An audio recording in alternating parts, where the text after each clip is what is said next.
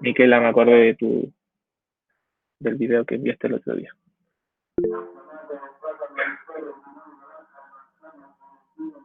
¿Dudas sobre eso, chiquillo, de las notas? ¿Qué quiere con alguno? O sea, es que me desconecté y escuché todo entrecortado, así que, Ah, ya. Lo que pasa, perdón. Caro, es que no te preocupes.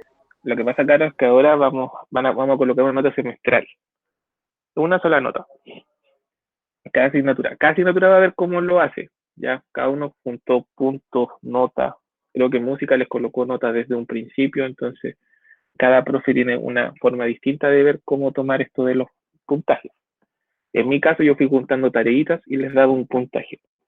Voy a juntar todos esos puntos y van a hacer una nota. ¿Ya?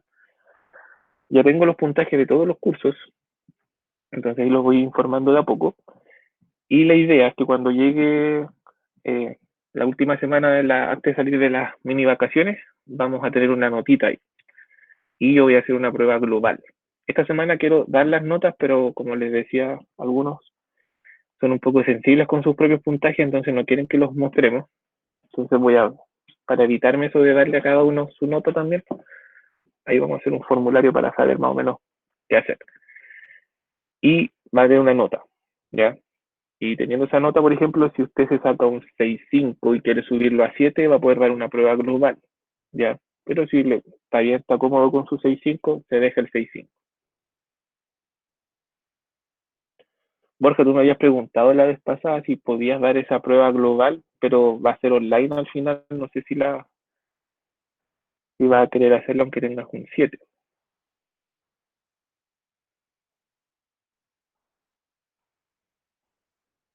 Ay, ¿Qué pasó, eso profe? parece que tú me habías preguntado la vez pasada si alguien quería dar la prueba esa global sin necesidad de la nota, va a ser al final online, no va a ser presencial como se pretendía en un futuro.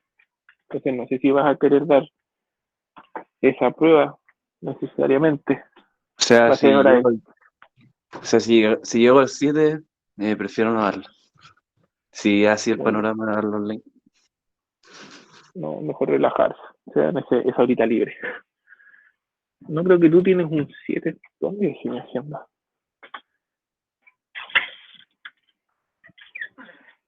Ya, no sé dónde dejé mi agenda, pero yo después Profe, los puedo pero fácil. Dime, ¿cómo Mundial. lo hace para la nota entonces? ¿Va a ser un formulario o acá mismo los que le preguntemos le va a dar? Porque a mí, la verdad, no hay. Ahí voy a ver. Profe, tengo una duda. O Dígame, sea, Paula. si el máximo de los puntajes que de todas las tareas es 35, ¿usted va a dejar un margen como de unos puntos? ¿O el máximo va a ser Exacto. 35? No, voy a dejar un margen. Ah, ya. Como cuando uno baja la escala, Sí. pero va a ser un par de puntitos. ¿Ya? No va a ser así de 40 a 50 van a ser un 7, no. Quiero dejar un margen de Profe, 5 puntos. Dígame, María José. es que llegué tarde y como que no entiendo qué están hablando. Ah, pues lo que pasa es que vamos a colocar notas por las asignaturas. Bueno, eso lo han avisado en el otro ramo. ¿Pero no de repaso? No, no en repaso no tiene Ah, notas.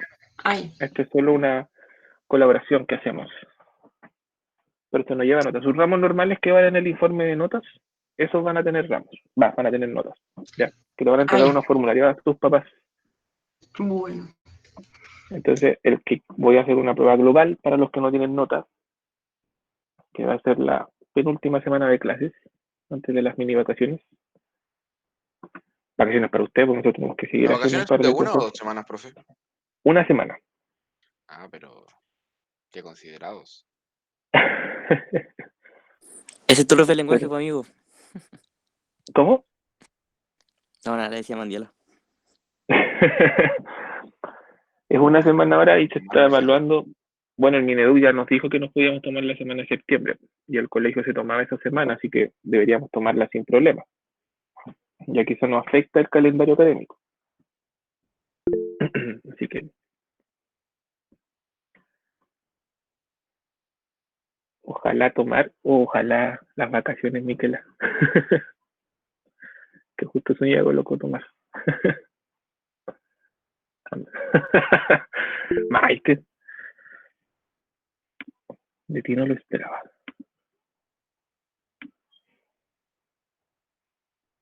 cómo iban a estar las cosas en septiembre.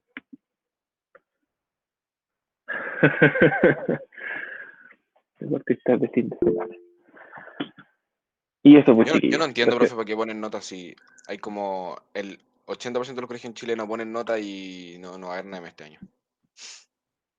es que el ministro ya dijo que sí van a haber notas este año. ¿Y cómo lo van a hacer los colegios que no ponen nota? ¿Van a regalar 7?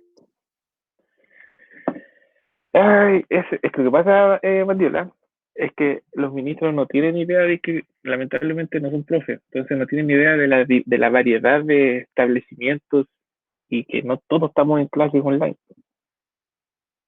Si se han dado cuenta y ven las noticias, lamentablemente algunos ministros están totalmente desconectados de la realidad y en el caso de educación es muy parecido y para ellos es súper fácil obtener notas. Y aparte que imagínate pedir nota y la promoción va a ser automática. Entonces,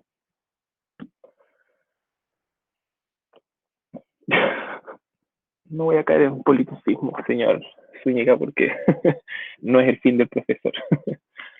Pero como les digo, hablando seriamente, lo más probable es que se coloque nota en todos los colegios chiquillos, que este año va a haber notas, no para perjudicarlos, pero notas van a haber. Así que piensen que hay colegios que no tienen clases, simplemente les van a dejar a las casas o en el mismo colegio tienen que ir a buscar una vez cada 2 semanas un material escrito y ahí ver cómo se las arreglan. Entonces, no sé cómo va a pasar. Pero notas, chiquillos, yo creo que este año se cierra con notas sí o sí.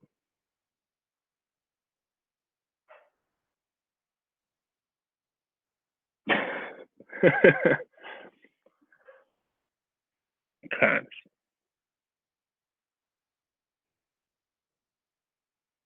Hans. Ya. Entonces, chiquillos, continuamos con la clase. Yo creo que nosotros nos estamos adelantando como 2 pasos a todo lo que se va a venir después para los colegios que no están haciendo ninguna de estas actividades. A esos peores colegios sí que se les va a venir pesado.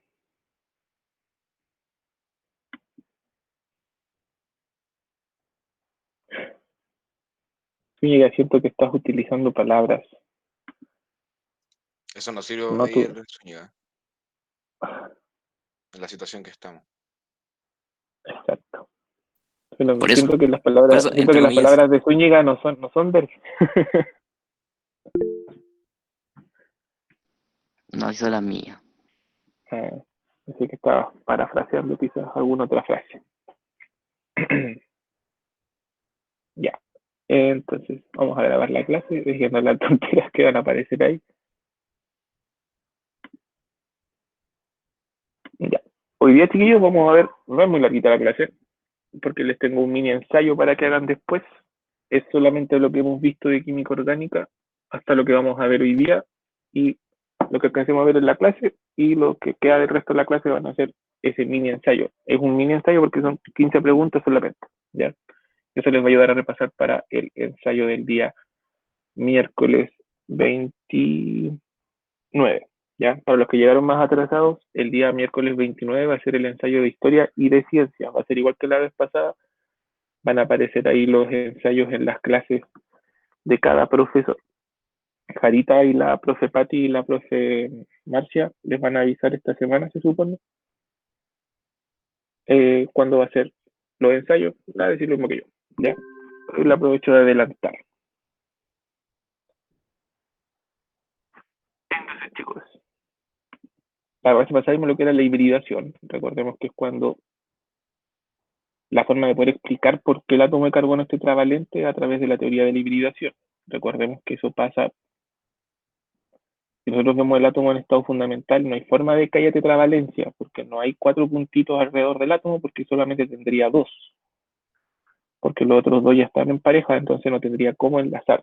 Pero hay una teoría que explica que los átomos pueden hibridar cuando tienen niveles P y S sin terminar. Entonces se hibrida este nivel 2S con el 2P en el caso del carbono y se pueden formar la tetravalencia, ¿ya? Entonces, esta configuración, en estado excitado, que es cuando gana energía de los otros átomos para poder enlazarse, ahí se habla de el tema de la hibridación, que es mezclar orbitales de un mismo nivel, ¿ya? Se pueden mezclar S con P, pero tienen que ser todos del mismo nivel. No podemos mezclar, por ejemplo, un 3P, un 3S, perdón, con los 2P. Tienen que ser todos del mismo nivel de energía. Y siempre el 2S es el que sube. Entonces en el carbono, en el oxígeno, en el nitrógeno, en el azufre, casi todos los elementos que están en el lado de la derecha. Entonces ahí tenemos un orbital hibridado, ¿sí? Se podría decir que esta es la parte S y esta es la parte P. ¿Ya? Ahí está la combinación de ambos. Pero para graficarlo de forma más sencilla, se dibuja como que todos los orbitales pequeños, los antienlazantes, que son los que quedan en el centro, se dibujan en el núcleo y pareciera que fueran 4 pétalos solamente que se dibujan. Recuerden que siempre esto se hace en forma tetravalente, ¿ya? De forma que tenga tetraédrica ahí el carbono, para demostrar la tetravalencia. Y habían 3 tipos de hibridaciones por las que pasaba el carbono. Teníamos la hibridación sp3, que cuando todos sus enlaces son simples y está todo hibridado. Están hibridados los 3 orbitales P y está hibridado el orbital S. Y recordemos que ahí este enlace que se forma con cualquiera de ellos son orbitales hibridados de la forma sigma. Entonces tenemos 1, 2, 3, 4 orbitales sigma y tienen un ángulo de enlace de 109,5 grados aproximadamente. ¿Ya? Va a depender de la electronegatividad de los elementos con los que se unan, si es que se separan más o se juntan un poquito más, pero siempre manteniendo ojalá lo más cercano al 109,5. Luego teníamos el sp2 y aquí significa que se hibridó 2p y un s y un p quedó sin hibridar, o sea, no se mezcló con el s, entonces conserva su forma original y esa forma original es bilobular. Todo eso es un orbital, no significa que se hace un enlace triple, podría decir alguno, sino que esto es todo un enlace como una pared que recubre tanto por arriba como por abajo el enlace. Entonces, en este caso, se forma por la facilidad espacial que se da, se enlazan los dos carbonos con un solo orbital. Los demás, por la disposición espacial que tienen, no pueden seguir enlazados entre los carbonos, entonces se enlazan con los hidrógenos. En este caso, como tenemos solo 3 orbitales, se forman 3 enlaces sigma por cada carbono, y un enlace pi se forma aquí. El enlace pi se da entre los orbitales no hibridados, los que mantienen su forma. Pero como les dije, esto es todo un enlace, ¿ya? Entonces es solo un enlace pi. Y cuando lo representamos en el doble enlace, hay que recordar siempre que uno de los dos es sigma y uno de los dos es pi. No hay como un orden así específico que nos diga que el de arriba es uno y el de arriba es otro. Pero por lo general el de arriba se deja como el pi y el abajo se deja como el sigma. Pero como les digo, no es como una obligatoriedad. Entonces siempre que se formen estos enlaces aquí son los enlaces pi. Y finalmente tenemos ahí la hibridación del etino, que hay un triple enlace. Aquí se hibrida solamente un P con un S. Entonces ahí tenemos un SP y otro SP. Son dos hibridados por lo mismo, por la forma espacial, quedan estos dos carbonos enlazados de frente y los otros, como quedan en el otro sentido, no pueden enlazarse. Entonces son disponibles los orbitales para poder enlazarse con los hidrógenos. Estos son sigma, sigma, sigma. Y estos dos enlaces que aparecen acá son los pi. Recordemos que estos orbitales, como se sienten atraídos, se acercan un poco más y es por eso que mientras mayor cantidad de enlaces tengamos, mayor cantidad de, disminuye la distancia entre los dos. La distancia de enlace es mucho menor. Entonces el enlace simple, que tiene mayor distancia entre carbonos, el enlace doble tiene menos distancia y el enlace triple tiene mucha menor distancia entre los carbonos, por el hecho de que los orbitales se empiezan a atraer entre ellos para enlazarse. Y se forman las 3 hibridaciones. Y aquí en modo resumen, tenemos el sp3, que todos se hibridan los 4 orbitales, en el sp2 se hibridan 3 y uno queda sin hibridar, y en el sp se hibridan 2 orbitales y quedan 2 sin hibridar. La geometría que se adopta, que solo observamos la clase pasada, el sp3 siempre es tetraédrico, el sp2 es triangular planar y el sp es lineal. Ahí están los ángulos que suelen mantener. Entran los ángulos de enlace según el temario, así que tienen que aprendérselos, ¿ya? Específicamente estos 3. Y se explica la cantidad de enlaces. Tenemos un enlace simple, sigma, acá tenemos enlaces dobles en el sp2, uno sigma y uno pi, Y en el sp se hacen enlaces triples donde uno es sigma y dos de esos enlaces son pi. Esto es como a modo resumen de lo más importante de esas hibridaciones. Un detalle, cuando vemos las hibridaciones, chiquillos, las hibridaciones del carbono, ya muchos en las pruebas en segundo medio, cuando yo les pedí hibridaciones, me colocaban las hibridaciones en los enlaces, entonces les aparecían un montón de hibridaciones. Así que tengan cuidado con eso, ya que solamente se coloca en los carbonos, no en los enlaces. Luego vimos los tipos de carbonos que se pueden hacer en los compuestos orgánicos. Tenemos los primarios, los secundarios, los terciarios, y en algunos casos pueden aparecer incluso los cuaternarios, ¿ya?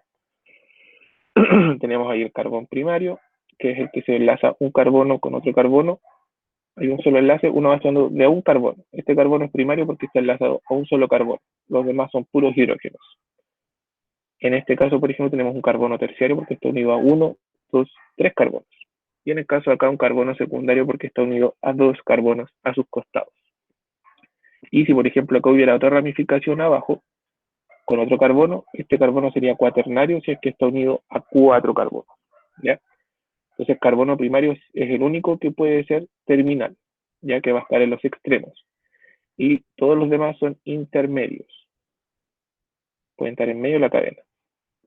Los secundarios, los terciarios y los cuaternarios. Los secundarios son dentro de la cadena normal y los terciarios y cuaternarios cuando hay ramificaciones.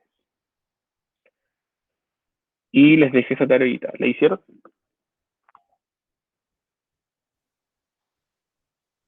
Sí. ¿Sí? Muy complicado, ¿no? ¿No? ¿No? Ya, vamos a hacer este de acá. Profe, Dígame. ¿solo el carbono se dividiría? ¿Ningún elemento más? Sí, sí, hay más hibridaciones. Para poder explicarlas, por ejemplo, el oxígeno, el nitrógeno también, la forma que adoptan es a través de hibridaciones. Pero Profe, el carbono es como ¿por qué el que más. Perdón, dígame. y que de repente no se te aparece una molécula orgánica y te preguntan las hibridaciones de muchos como, o sea, que no son carbono? Y uno, al final, o sea, igual se hibridan, entre comillas, ¿no? Sí, los oxígenos, por ejemplo, mira, te lo explico el tiro. Aquí se ve la pizarra blanca, ¿cierto? Para dibujarlo después ahí y explicarles un poquito. Lo que pasa es que la teoría de hibridación uno siempre la enseña como parte del carbono solamente. Que la teoría de hibridación es para cualquier átomo que tú al analizarlo a través de las teorías no debería darte la forma que tiene. El carbono, si tú lo analizaras, podría formar solo 2 enlaces, ¿ya? Porque acuérdense que el 2s ya tiene sus 2 electrones, entonces el carbono, a pesar de tener 4 electrones, solamente tiene 2 para enlazar. Entonces, ¿cómo te explicas tú que el carbono se enlaza con 4 cosas? Y ahí aparece la teoría de la hibridación, y gracias a la teoría de la hibridación aparece esa parte.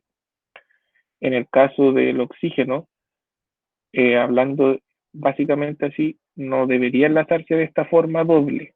Entonces, la teoría de la hibridación te dice por qué se puede enlazar así, ¿ya? Porque el 2s sube y se iguala al 2p, y te da los espacios necesarios para obtener estos 2 electrones para enlazar.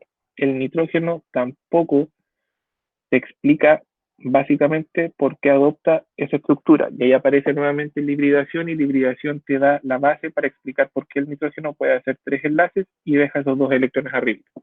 La estructura de Lewis como que es muy básica para explicarla, o no te da la teoría necesaria para decir por qué el nitrógeno se une como se une. Entonces, la teoría de hibridación en el oxígeno y en el nitrógeno te ayuda a explicar por qué adoptan estas estructuras para enlazar. Entonces, por ejemplo, el oxígeno puede adoptar hibridaciones tanto sp3 como sp2, porque puede formar enlaces simples y enlaces dobles. El nitrógeno lo mismo, puede formar enlaces simple, doble y triple. Y el nitrógeno puede unirse así con los hidrógenos, puede unirse así con los oxígenos y puede unirse así de forma triple. Entonces, este nitrógeno igual puede tener hibridaciones sp3, sp2, sp, al igual que el carbono. Entonces, no debería darse eso, por ejemplo, de enlaces dobles o enlaces triples, si el nitrógeno formara este tipo de enlace así. y gracias a la teoría de la hibridación explica por qué el nitrógeno puede formar, por ejemplo, el ciano. ¿Ya? Es una forma de explicar por qué forman tipos de enlaces. Entonces, se va a hacer lo mismo si hibridaciones SP3 si es que puedes hacer enlaces simples, SP2 si haces enlaces dobles y SP si haces enlaces triples.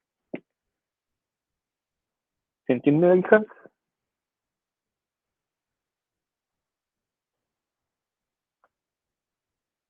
¿O el Hans que me preguntó, no?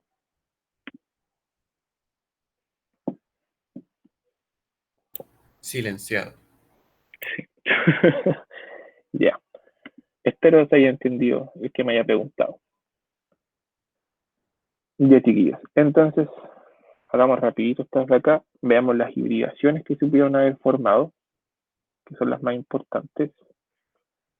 Tenemos hibridaciones aquí. Recuerden que solo esto lo que voy a marcar en rojo es lo que es hibrida. ¿Ya? No los enlaces.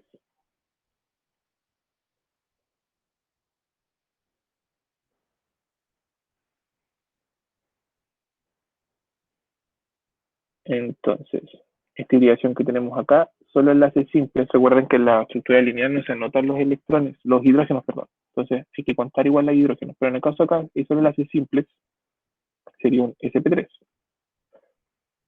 Acá también solo enlaces simples, sp3. De carbono acá lo mismo, sp3, sp3, sp3. Acá nos cambia la cosa. Tenemos un enlace doble, entonces este es sp2 y este también es sp2. Este de acá tiene solo enlaces simples, es sp3. El caso de acá tiene enlace triple, sp, enlace triple, sp, enlace simple, sp3, sp3, estos dos serían sp. ¿Lo tenían así, chiquillos? Los que lo hicieron. Sí. ¿Sí? ¿Alguna duda de los que no lo hicieron? Que no entiendan por qué alguna hibridación se da de esa forma. Acuérdense que cuando tienen enlaces simples, perdón, sí, enlaces dobles o triples, ambos de los extremos de cada enlace tienen la misma hibridación. No se les va a ocurrir colocar sp2 aquí y sp3 acá porque el enlace doble es de este carbono, no, es de ambos. Vamos al de acá de la derecha. Acá lo mismo, sp3, sp3, sp3. Que sería también sp3. Solo enlaces simples. sp3. Acá tenemos enlace doble, sp2, sp2. Enlace triple acá, sp, y este también es sp. Puros enlaces simples, sp3, sp3, sp3 y sp3. ¿Les quedó así también el otro? Sí. Perfecto. ¿Los demás lo hicieron o no?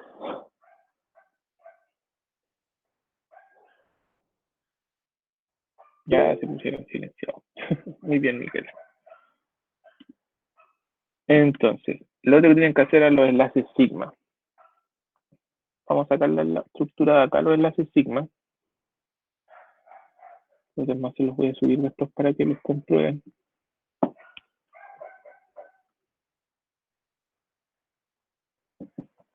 Voy a escribir acá los enlaces que nos faltan en rojo. En este caso nos falta 3 aquí. 1, 2, 3, 4. 1, 3, 4. Siempre quiero tratar de hacer los 4 enlaces. Me voy a contar los sigmas que nos faltan. 1, 2, 3, 4. Nos faltaría 2 acá. 4.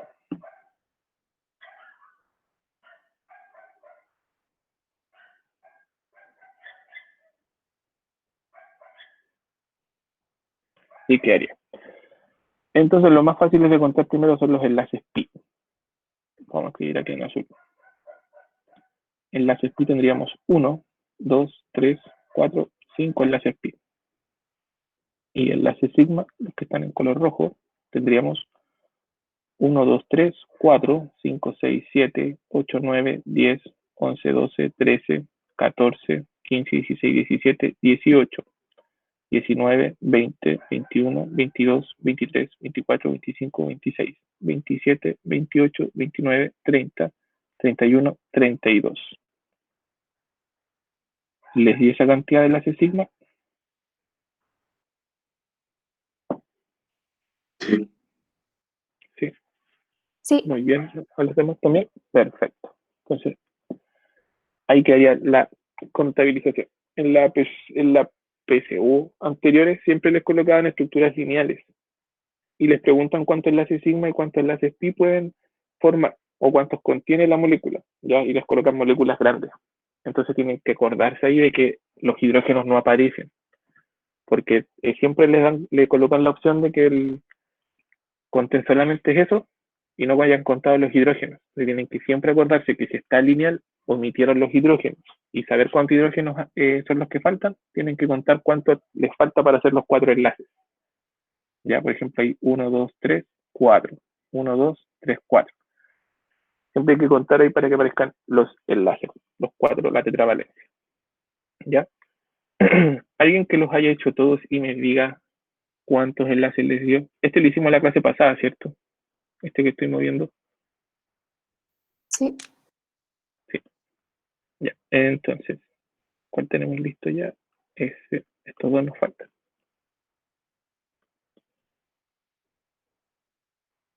Este de acá, ¿cuántos enlaces les dio, chiquillos? Pi, sigma. Si alguien me los puede decir. Profe, ¿era pi o no? Perdón, ¿cómo? Ah, no, no dije nada. ¿4 pi? 1, 2, 3. Muy bien, 4 pi. ¿Y sigma?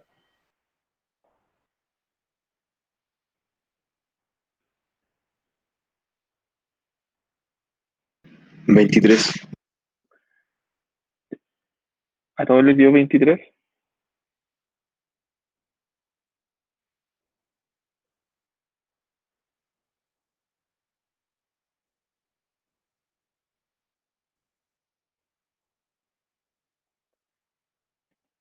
Maite, Carmina, que son las que me hablan siempre. ¿Les dio esa misma cantidad? A mí me dio 26, pero voy a contar de nuevo. Lo más probable es que tenga un error. Ya, revisemos. Si por eso les pregunto a todos. 1, 2, 3, 1, 2, 3, 4, 2, 3, 4, 1, 2, 3.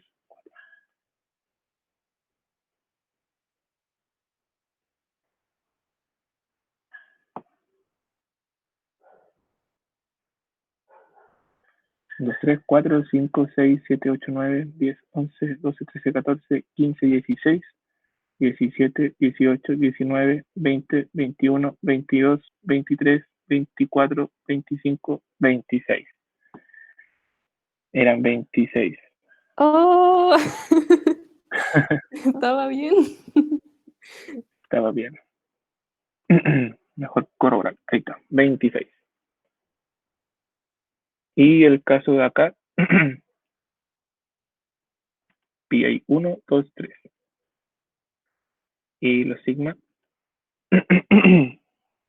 Chuta, me aguanto por eso. Voy a colocar de nuevo la molécula.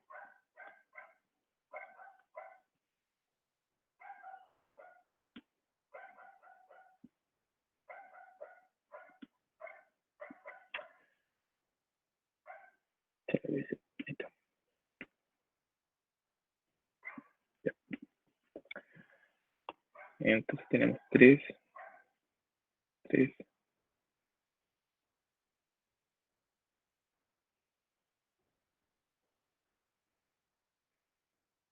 Valky, Dígame. todavía sigo sin entender cómo, de dónde sacaron tantos enlaces sigma. No entiendo. Recuerda que siempre los enlaces sigma se dan entre carbono con carbono enlace simple y también entre los carbonos y los hidrógenos que están alrededor. Y cuando tú haces tu estructura lineal, omites los hidrógenos. Entonces todos los que yo dibujo en rojo son los hidrógenos que no aparecen en la estructura lineal. Porque recuerda que tienes que hacer 4 enlaces. Ahí tienes uno, por ejemplo, 1, 2, 3, 4. Y ahí completas los 4 enlaces que tiene que tener cada carbono que compone tu molécula. Por ejemplo, acá tienes 1, 2, 3, 4. Entonces este carbono está con sus 4 enlaces, está igual. Entonces no hay ningún hidrógeno que agregar. Entonces nosotros contamos tanto las estructuras que se forman en la molécula y los hidrógenos que nos faltan para tener los enlaces sigma. ¿Queda más claro, Jorge? Sí, ahora sí quedó más claro, se me había olvidado. Perfecto. Que no se les olvide lo de los hidrógenos, por favor. 1, 2, 3, 4, 5, 6, 7, 8, 9, 10, 11, 12, 13, 14, 15, 16, 17, 18, 19, 20, 21, 22, 23, 24, 25, 26, 27, 28, 29, 30, 31, 32, 33. ¿Les dio 33, chiquillos? Sí. Sí. Perfecto. Entonces, ahí teníamos listo. Los tipos de carbono, chiquillos, hay que conocerlos, pero casi nunca se los preguntan después como que en la parte de práctica de reacciones químicas, cuando hay que ver reacciones y la parte de, ¿cómo se llama?, de esterizomería. Ahí hay que reconocer en el carbono terciario, en el carbono primario. Entonces ahí lo vamos a practicar más, ¿ya? Entonces tendríamos lista esa parte de identificar. Pasemos a lo siguiente. ¿Se ve el PPT, cierto? Sí.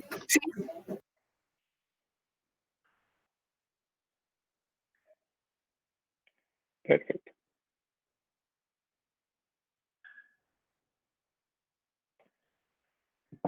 Entonces vamos a ver algunas propiedades de los compuestos de carbono. Vamos a ver su polaridad, su solubilidad, temperatura de fusión y ebullición, su nula conductividad, la baja densidad y su viscosidad. ¿Cómo es la polaridad de los compuestos, chiquillos? De lo que se acuerdan de segundo medio. ¿Son polares los compuestos orgánicos? Generalmente no. Depende ¿De qué depende? de la geometría, los compuestos que lo compongan, o sea, perdón, los elementos que lo compongan. De los elementos que lo compongan. Muy bien. ¿Cuáles elementos son los que le dan polaridad a las moléculas orgánicas? El oxígeno. El oxígeno. Y nos falta uno más. El nitrógeno. Es que el hidroxilo ya tiene el oxígeno. Nos falta otro elemento de la tabla que tiene, que le da polaridad. Recuerden que está El el nitrógeno. nitrógeno. Muy bien. Recuerden que tenemos compuestos orgánicos oxigenados y nitrogenados, ¿ya? Entonces el oxígeno y el nitrógeno. Y en sí, chiquillos, los hidrocarburos, las moléculas de carbono con hidrógeno, no tienen polaridad. Son apolares. Pero aquellas que contienen solo carbono, hidrógeno, ¿ya? Pero en los grupos funcionales son los que le dan polaridad a la molécula.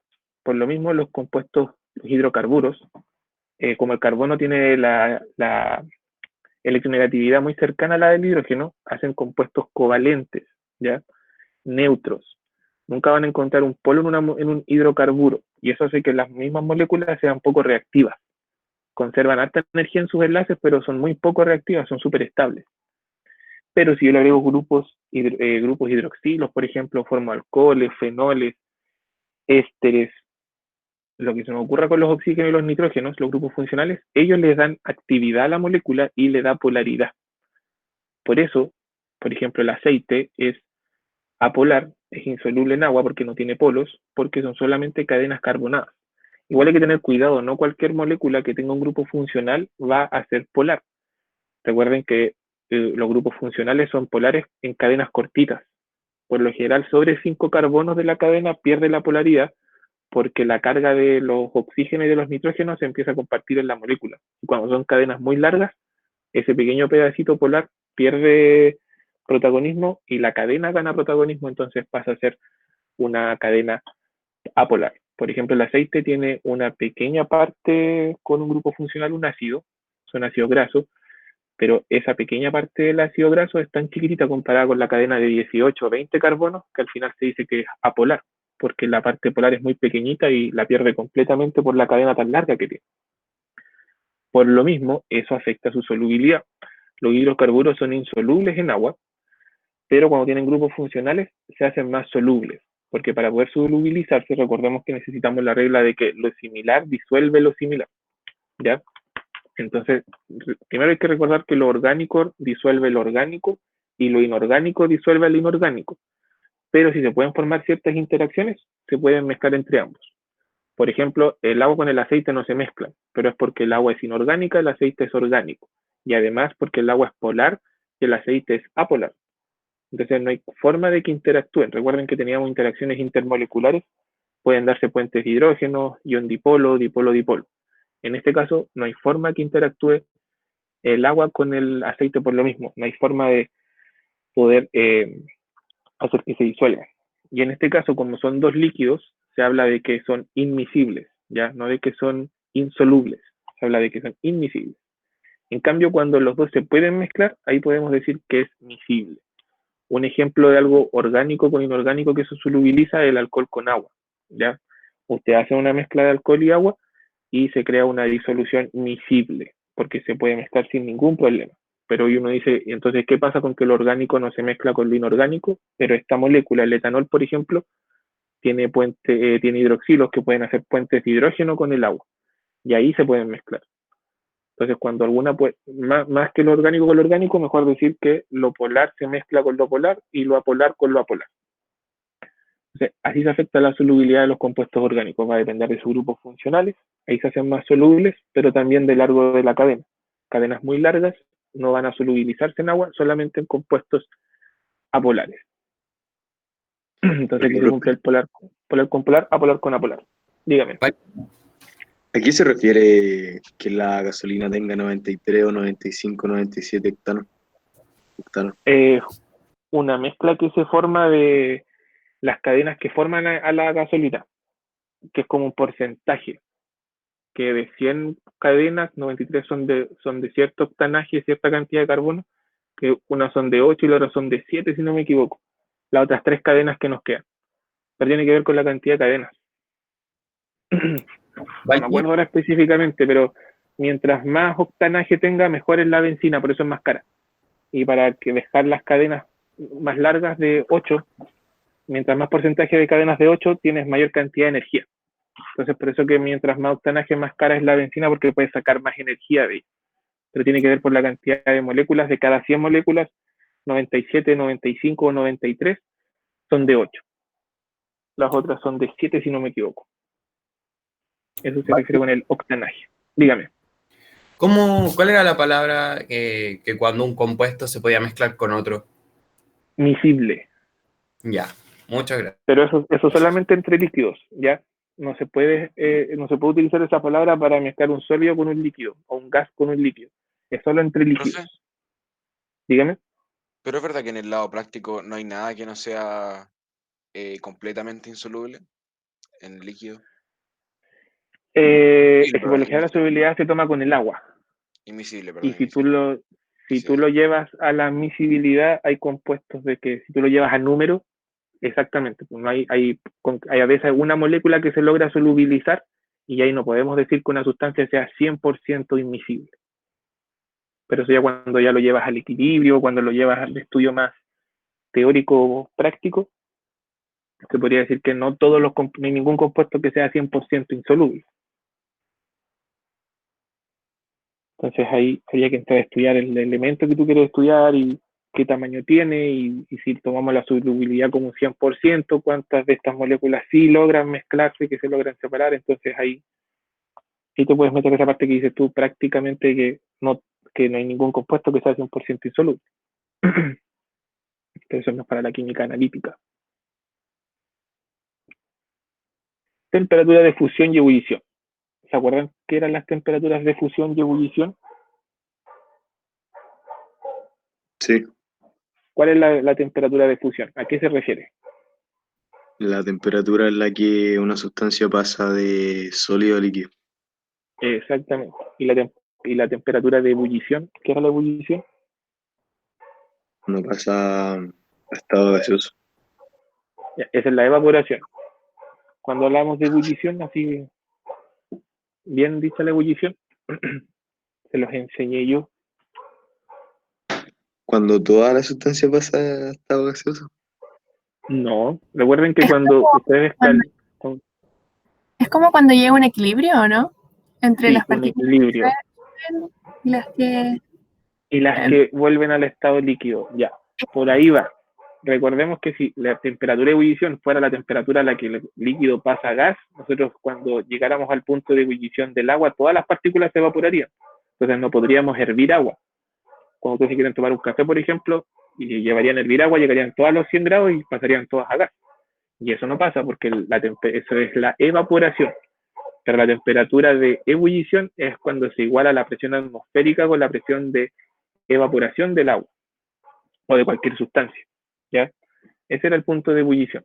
Cuando, por ejemplo, nosotros tapábamos con una tapa la olla y el gas que se formaba era capaz de levantar la tapa, ahí era el punto de ebullición, porque la presión de la sustancia es mayor que la que está ejerciendo la atmósfera sobre ella.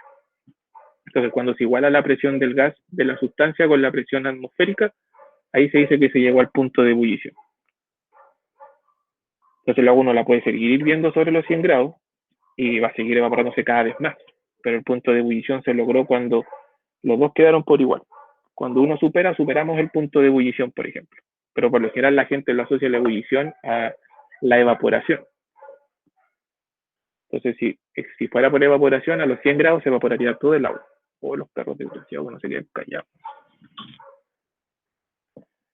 ¿Cómo afecta esto a los compuestos orgánicos? Las temperaturas se van a hacer cada vez mayores cuando tenemos mayor número de carbonos, ¿ya? Mientras más largas sean las cadenas, mayor va a ser la temperatura de ebullición porque necesitamos más energía para romper estos enlaces. Lo mismo para la temperatura de fusión. Todo sube cuando las cadenas son más largas.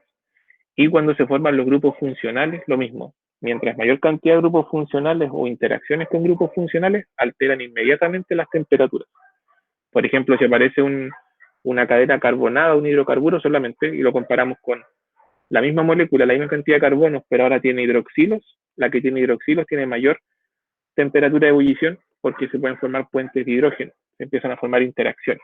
En cambio, las que son orgánicas, normales, sin grupos funcionales, se unen por fuerzas de dispersión que son súper débiles. Entonces, con poquita temperatura, las separamos. Entonces, ¿por qué se ve afectada la temperatura de fusión y ebullición?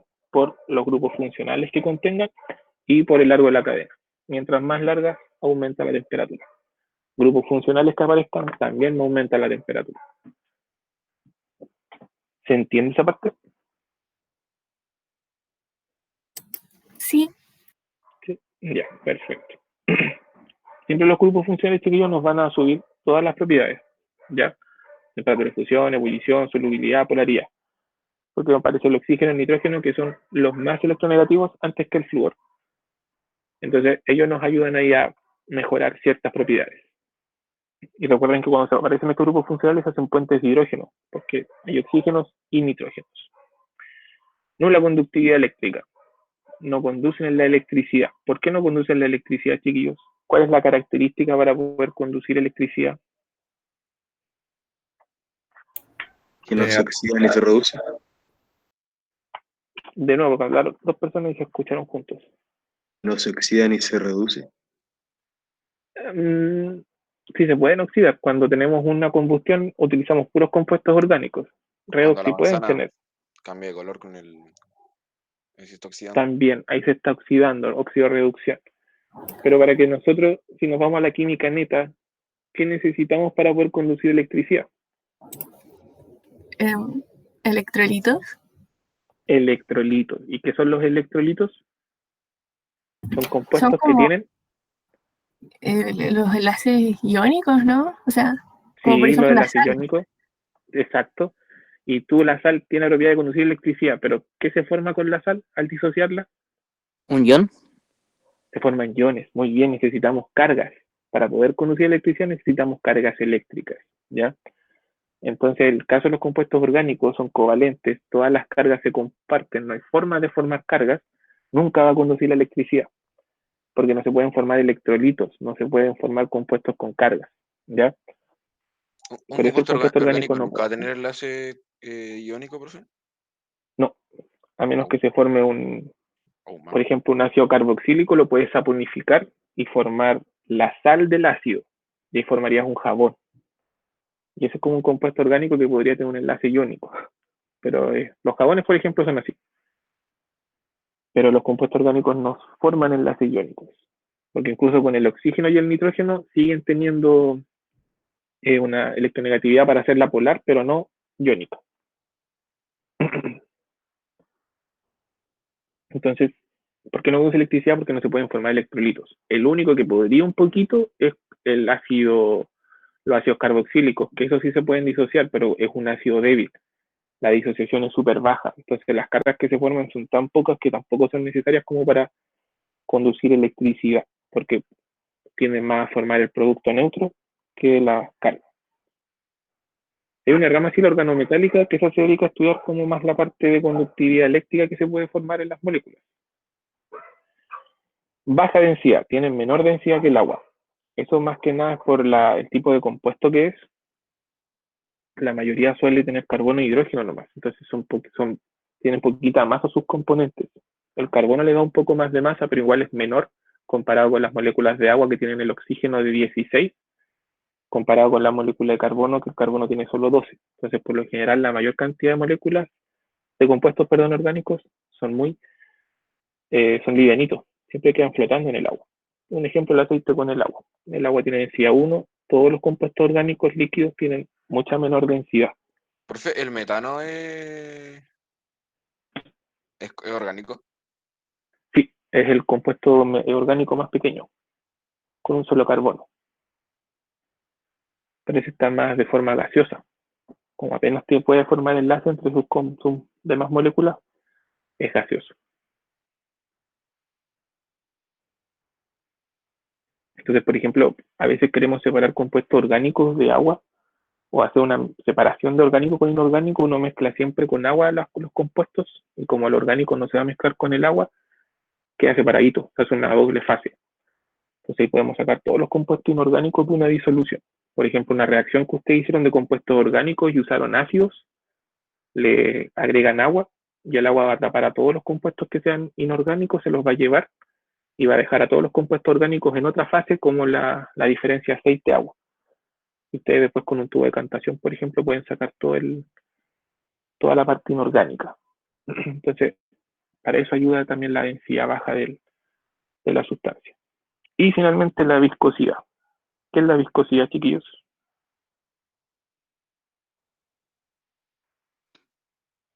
Su textura. Es como la resistencia del fluido al movimiento. Exacto, como a deformarse. Son más un fluido que una sustancia líquida. El líquido, por ejemplo, ustedes lo pueden mover así, lo pueden deformar un poquito más. En cambio, el que algo sea viscoso es la resistencia de un líquido al deformarse, como que están más juntitas sus partículas, ¿ya? O la capacidad de fluir que tienen también. Ustedes si se dan cuenta, cuando ustedes botan un compuesto orgánico o el aceite, el agua tiende como a separarse en pequeñas partecitas, en cambio los aceites no, como que se mantienen todos unidos. Entonces, esa es como la viscosidad, que sus partículas están más juntas y da esa sensación que fueran como aceitosos que le llama uno. Entonces, ustedes con cualquier compuesto orgánico que trabajan son todos súper viscosos, ¿ya? Que van a trabajar como una especie de aceite. Algunos son súper, se evaporan fácilmente y aún así son como aceitosos. Casi todos los compuestos orgánicos son aceitosos. La gasolina igual es viscosa, por lo mismo. Esas son como las propiedades básicas que tienen los compuestos orgánicos que ayudan a explicar por qué son tan diferentes. Oiga, profe. Dígame. ¿La solubilidad al final eran insolubles o solubles? Cuando los comparamos con agua, son insolubles. A menos que tengan grupos funcionales y sean pequeñitos las cadenas, son solubles. Aquí hay que comparar más que nada, más que orgánico con inorgánico, polar con polar, o apolar con apolar. Si son hidrocarburos, van a solubilizarse solamente con compuestos apolares. Pero si tú le agregas grupos funcionales a cadenas pequeñas, ahí se pueden solubilizar. Por ejemplo, el alcohol con agua. Ahí se puede solubilizar el agua con un compuesto orgánico, pero porque aparece el grupo funcional y se hacen puentes de hidrógeno. ¿Y su temperatura de fusión y ebullición eran baja o alta? Son bajas comparadas con la mayoría de los compuestos, pero mientras aquí lo que se compara es que mientras más carbonos tenga la cadena, mayor es su temperatura de fusión y de ebullición. Ah, ya. Entonces, si comparas una cadena larga con una pequeña, la cadena larga siempre va a tener mayores temperaturas. Y si agregas grupos funcionales, aumentas mucho más las temperaturas. Y ahora pasamos a los alótropos de carbono. ¿Ya? Ya vimos las propiedades físicas una del cosa. carbono. Dígame. La viscosidad es mayor en elementos ¿Orgánicos? Sí, Sí, compuestos. es mucho mayor. Porque como son apolares, tienden a estar juntos, no se suelen separar por lo mismo.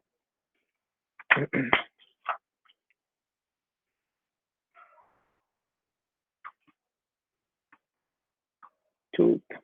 Ya. Ahora pasamos a los alótropos. ¿Ya? Ya vimos las propiedades y ahora vamos a ver la disposición de los carbonos a enlazarse. Ya vimos que son todos tetraédricos y hay una parte específica de la rama de los compuestos orgánicos que es la alotropía, ¿ya? Que es la propiedad que poseen determinados elementos químicos de presentarse bajo estructuras moleculares diferentes, pero en el mismo estado físico, ¿ya? O sea, la interacción entre los enlaces pueden ser distintas. Por ejemplo, el diamante y el carbón están compuestos de lo mismo, tienen el mismo tipo de enlace, pero como se estructuran tridimensionalmente, lo hace tan distintos. Piensen que el carbón se deshace fácilmente y el diamante es el sólido o uno de los objetos más duros que tenemos en el planeta.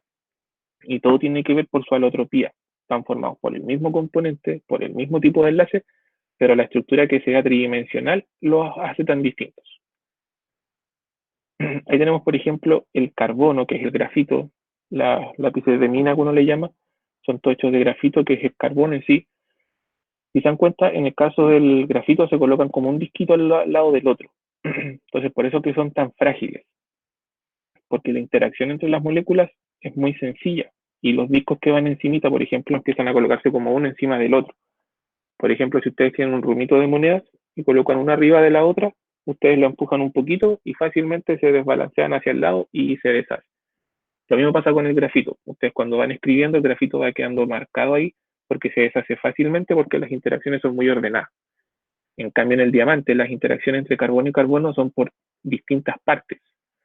Es, por ejemplo, como que estos enlaces, en vez de colocarse de la misma forma arribita, se van como intercalando. Entonces las interacciones que se hacen son mucho más fuertes entre ellas y se forman las interacciones. Fíjense que el carbono, en vez de quedar uno arriba del otro de la misma forma, se enlazan por todas partes, tanto arriba como por los costados. Entonces las interacciones en el diamante son mucho mejores y son más fuertes. Y por eso es la diferencia. Pero en ambos casos está el carbono ahí con interacciones carbono-carbono. No tienen ninguna diferencia aparte de cómo se estructuran tridimensionalmente. Un ejemplo de esto es el grafeno, que es un material súper utilizado hoy en día, que son estas placas transparentes, que simplemente son compuestos de carbono, como si fueran puros benceno, perdón, puros ciclohexanos. Y se enlazan uno al lado del otro y se hace esta estructura que hoy en día es utilizada para los teléfonos, para hacer las pantallas, en especial estas pantallas nuevas que están saliendo ahora que se pueden plegar sin romperse, es gracias al grafeno. Es súper buen conductor de electricidad, entonces puede ayudar a fomentar ahí la mejora en los píxeles. Y, por ejemplo, es como una mica.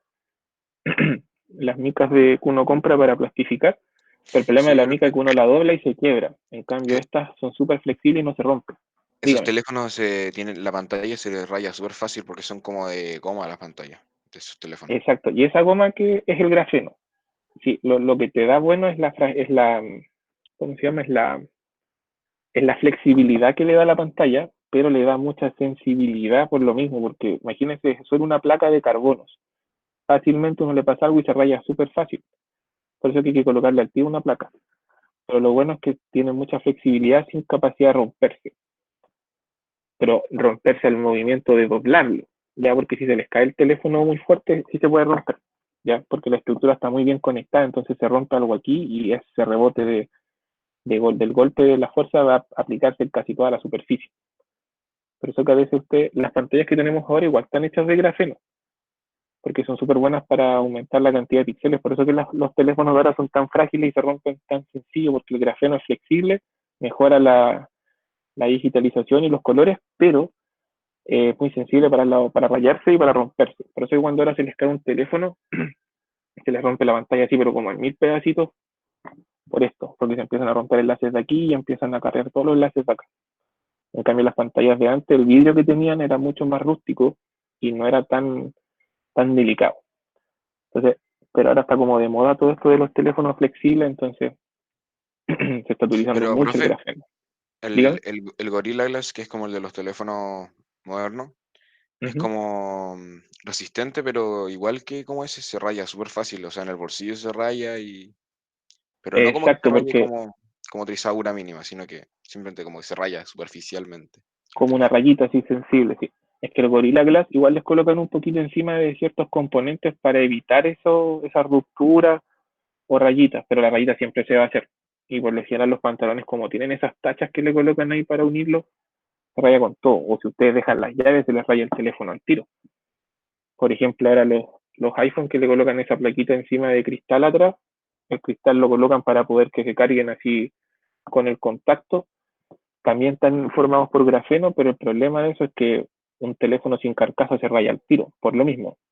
Priorizan ciertas cosas más de diseño, pero al momento de utilizarlo en lo práctico, tiene sus falencias igual. Lo mismo que ocurre con el grafeno. Son súper utilizados para usarlos de forma así flexible y darle mayor modernidad a las cosas, pero el problema es eso. Igual ahí se han creado cosas para que no se rayen tanto, pero difícil que no se raye esta superficie. Los teléfonos ahora vienen con mica puesta ya de fábrica para que no se raye. Exactamente. Y aún así hay que colocarlo otro encima por si acaso. Incluso, por ejemplo, este teléfono viene con la carcasa. Te dice, usa el teléfono, pero no lo uses sin carcasa.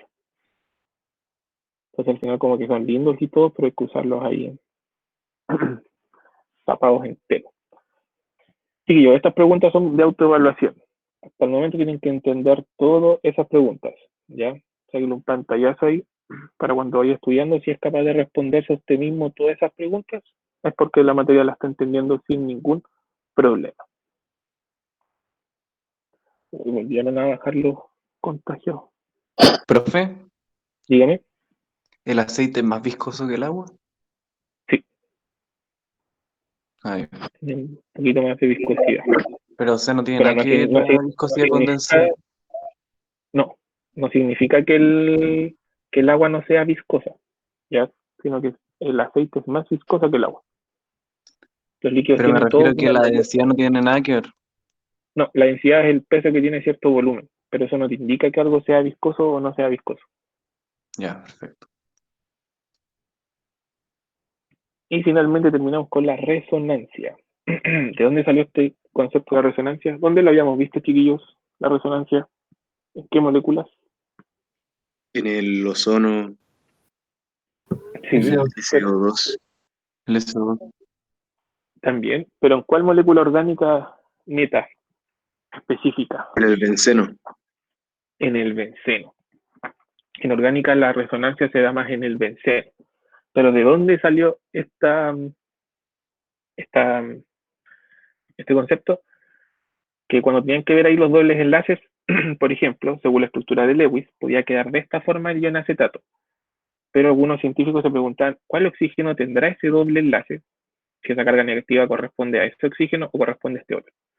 Entonces se sacaron las medidas y experimentalmente las distancias carbono-oxígeno, enlace simple debían ser de 135 y la del carbono con el doble enlace al oxígeno tenía que ser de 120.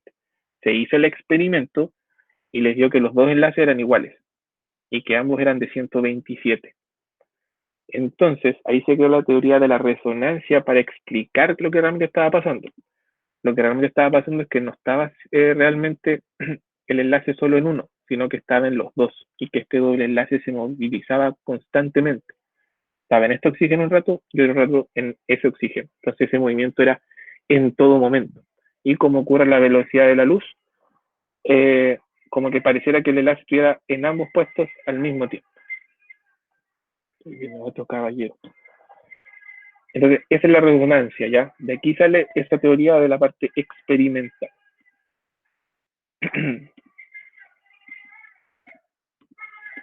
Características de la resonancia, chiquillos, es una representación estructural. Vamos a empezar qué pasa ese caballero.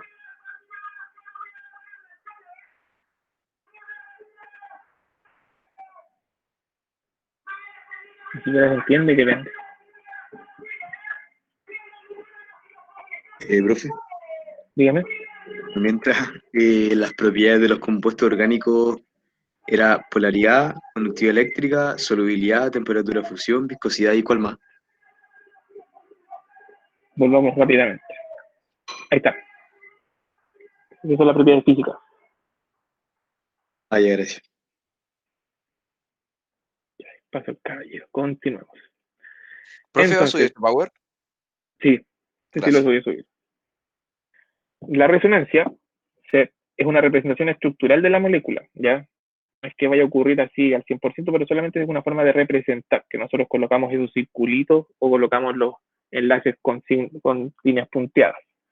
Se da en moléculas con falta o exceso de electrones, o sea, tienen que tener alguna carguita ahí, y ocurre solo cuando los electrones están en la nube pi, o sea, son electrones pi se le llama.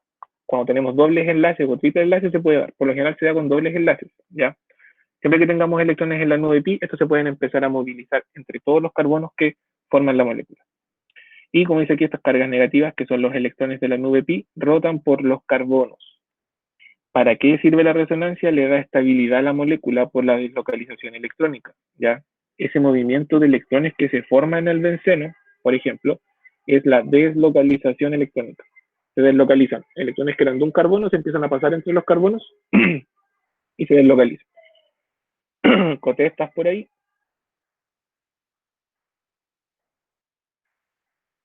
¿Está la Coté o no? Parece que no. Para los que eran de los que son del cuarto B, el año pasado la Coté con la Antoyequier hicieron un showcito ahí del movimiento de la resonancia, no sé si se acuerdan. Entonces, esta deslocalización electrónica produce la resonancia. Recuerden que solamente se dan electrones de la nube pi, o también llamados electrones pi, no se les olvide eso, ¿ya? Entonces, si le preguntan en la prueba ahí, ¿cuál electrón son los responsables de la resonancia? Los electrones pi o los electrones de la nube pi. ¿Cómo se llama ese proceso? Deslocalización electrónica. Perdón. Entonces, como tenemos la resonancia, se distribuyen las cargas. Recuerden que una molécula con cargas no es una buena molécula porque tiene mucha energía. Entonces, la resonancia ocurre para bajar la energía de la molécula y sea más estable. Por ejemplo, esta molécula sí no es tan estable porque los átomos de acá son más atraídos y los de acá no están siendo tan atraídos como los de al lado. Entonces se formarían como especie de cargas. Entonces ese movimiento constante que se hace de la deslocalización hace que los carbonos sientan como que todos están por igual. Como que nunca tuvieron un cambio. Lo mismo ocurre acá. En este caso no es carbono, es el ozono, pero tiene que ocurrir ese mismo movimiento para que esos oxígenos no sientan que tengan cargas. Entonces sientan que en todo momento están estables. Y se forma el híbrido de resonancia. Estas estructuras por separado, chiquillos, no existen en la realidad. Es como que nosotros hiciéramos una pausa en la molécula y podríamos obtenerla. Lo que sí existe en la naturaleza es el híbrido de resonancia. Así vamos a encontrar las moléculas nosotros. Nunca vamos a encontrar esa o esa. Vamos a encontrar los electrones moviéndose en todo momento. Lo mismo acá. Como gira la velocidad de la luz, vamos a ver como que si hubieran dobles enlaces en todo momento en los dos lados. Y lo mismo ocurre acá. Ese doble enlace se va movilizando entre ambos para que esa carga no quede tan expuesta a los costados, sino que se centralice más en el centro. Un detalle es que siempre tienen que ser estos dobles enlaces alternados. Si van dos dobles enlaces juntos, no hay resonancia. Tienen que ir de forma alternada. Uno simple, uno doble, uno simple, uno doble, uno simple, uno doble. Si no se da esa alternidad, no se puede dar resonancia. Así como dice, las estructuras resonantes son individuales, por lo mismo son imaginarias. Las formas resonantes difieren únicamente en la posición de sus electrones pi o los sin enlazar, y las formas resonantes obedecen a las reglas normales de valencia. Y el híbrido de resonancia es mucho más estable que cualquiera de las formas individuales. Entonces, Profe, dígame. es que hay una cosa que me cuesta hacer la resonancia. ¿Usted cómo la definiría en palabras? Pero así simple. Como... Movimientos de electrones para estabilizar una molécula. Y ese movimiento es el que se le llama deslocalización electrónica. Son electrones que, o sea, son compuestos que tienen electrones que no se pueden poner como en una posición. Son moléculas que tienen dobles enlaces. Eso más que nada. Y los electrones que son de la nube pi, de los que no se hibridan, esos son los que se pueden mover. y se mueven en la molécula para estabilizarla, como que no sientan algunos carbonos, oye, yo tengo doble, yo tengo uno simple, sino que todos sientan que tengan la misma cantidad de enlaces y la estabilizan. Si la resonancia se da simplemente para estabilizar. Pero ese concepto, chiquillos, de la deslocalización electrónica siempre lo preguntan, tanto en orgánica como en las demás cosas de química. Cada vez que ustedes vean que en una misma molécula los electrones se van moviendo, eso se le llama deslocalización electrónica. Y se habla bastante de eso después. Ese concepto ahí destáquenlo y guárdenlo en su memoria. Y la resonancia tiene que hacer lo que es para poder estabilizarse. Necesitan dobles enlaces que estén alternados y que tienen que tener esta nubecita pi girando alrededor. Pero solo dentro de la misma molécula, no es que pueda venir otra y ahí empezar a compartir. Es siempre dentro de la misma molécula. Y siempre acordarse de que estas estructuras individuales no existen. ¿Ya? Siempre el híbrido de resonancia es el real. A menos que ustedes puedan tener un superpoder de parar la materia, ahí van a poder encontrar las formas resonantes separadas. Y hasta ahí llegamos, chicos. Hasta aquí va a entrar en el mini ensayo que les voy a subir durante la tarde. Van a tener hasta el jueves en la noche para realizarlo. No, dejémoslo hasta el viernes, para que puedan estudiar y responderlo. No tiene nota, no tiene ninguna evaluación, es para que vean más o menos cómo están llevando el contenido, ¿ya? Para que ustedes practiquen. Vamos a hacer así una semana por medio, más o menos les voy a dejar un mini ensayo con un par de preguntitas para que vayan aplicando ahí en preguntas tipo PSU lo que vamos viendo. La próxima semana, chiquillos, empecemos a dibujar estructuras orgánicas y nos vamos a meter en la nomenclatura. Después que terminemos nomenclatura, vamos a ver reacciones orgánicas, propiedades químicas de los compuestos orgánicos, ya, que eso va a entrar. Profe, Dígame. ¿vamos a ver los carbonos quirales? Es que nunca me salieron. Sí. No sé cómo. Ya. Eso lo vimos en tercero, pero igual vamos a ver todos, chiquillos, vamos a llegar hasta cuando hicieron la estructura de Fischer, ahí les enseñé los carbonos quirales. Pero vamos a ver todo de nuevo lo de isomería, así que tranquilos, ¿ya? No. Ya, chicuelos. Hasta aquí llegamos hoy día. Entonces les voy a subir durante la tarde el formulario. Porque tengo clase hasta las 4 hoy día, así que ahí les subo todo. Y tienen hasta el viernes en la noche, lo voy a dejar para que lo puedan responder. Es simplemente para que se autoevalúen ahí, vean cómo están, así que háganlo a full conciencia. Ya, chicos, que tengan